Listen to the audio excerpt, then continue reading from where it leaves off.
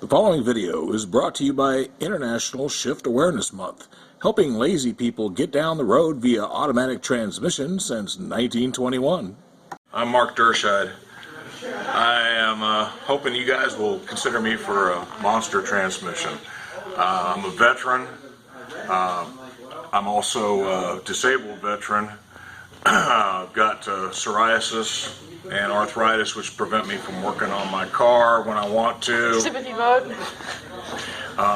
So I've kind of got it in the shop right now. It's been here for about 4 years. I've got a 70 Monte Carlo. You can see the front clip there on the floor. Ignore the Ford engine. It's a 402 big block with no transmission behind it at this point. The car has been derusted. All the metal's been cut out that was bad. This has taken years and a little bit at a time. I've collected parts for this thing since 1993. That's how long I've owned it. It was a driver at one time, and then my wife got a hold of it and took all of the window seals and drip rails and then the interior parts out that made it weather worthy, and it's pretty much sat from that point on. So she took a good driver and she was wanting to restore it, and that's what we're doing now, finally, after all these years of having the car. It's got a Ford 9-inch rear end in it now. It's got a Ride Tech Level 2 air suspension. My son, who's also a Navy, in the Navy, he's a ET Nuke, Jeff. He basically paid for the air suspension. We'll take a look around it.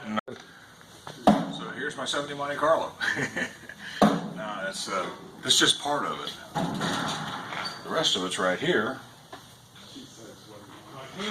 You can see it's ready for paint now. Rust was cut out back here. Panel was replaced. This whole filler panel has been replaced. These corners were fabbed. The sail panel on the other side of the car in here had a rust hole. There was some rust. This whole cowl top was replaced. The bottom of the cowl has been replaced. The fenders both had rot at the bottom. They were fixed with fresh metal. But the jewel, the beauty of this whole thing is what's sitting right there now. Gonna have to get some new wheels one of these days. They won't work with the air ride. The 402 big block with a March Performance serpentine system on it. All the brackets I had were homemade because this came out of a 72 Suburban, and it wouldn't work in here. So now I have something that's going to be functional. There's the 402. It's been freshly rebuilt. It's got Edelbrock heads on it. It was built by Mark Ambrosini, who used to build engines for Dale Earnhardt. The frame's been powder coated, so it's been off the frame. Basically, we've got fresh headers. Like I said, the powder coated frame. The underside's all been cleaned up and painted. There's the Ford 9-inch rear end up underneath there, and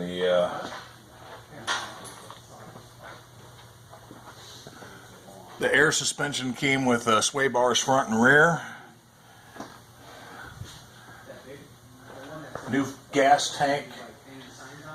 Like I said, I've been collecting parts for a while, and I've spent a little bit of money. That's why I need help with the transmission. So we're looking for some sympathy and some charity, a little support from the Motorhead community. As you can see, there's no transmission. Well, there's sort of a transmission up there. Dad, I don't want to be a transmission. Shut up and be a 4L80E, son. The floors were really in good shape. I've got a couple small holes that still need to be patched, but the trunk is solid. It's a great car. I picked a good one in '93 when I got it from Titusville, Florida, while I was living in Jacksonville. I had just gotten out of the Navy. Basically, I'm looking forward to getting this thing running, and about the only way to get it running is to get the transmission in it, get the exhaust hooked up, and then we can start this thing. And once we get it rolling and functional, then we can worry about painting it and putting the interior back in it.